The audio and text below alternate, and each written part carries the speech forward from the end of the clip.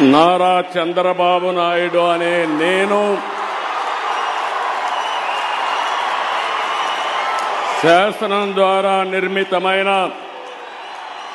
భారత రాజ్యాంగం పట్ల నిజమైన విశ్వాసం, విధేయత చూపుతానని, భారతదేశ సార్వభౌమాధికారాన్ని,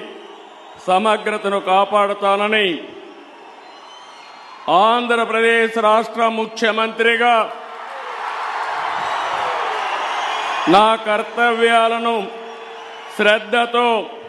అంతఃకరణ శుద్ధితో నిర్వహిస్తానని, భయం గాని, పక్షపాతం గాని,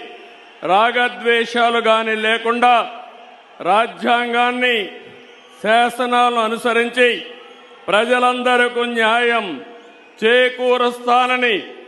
దైవ సాక్షిగా ప్రమాణం చేస్తున్నాను.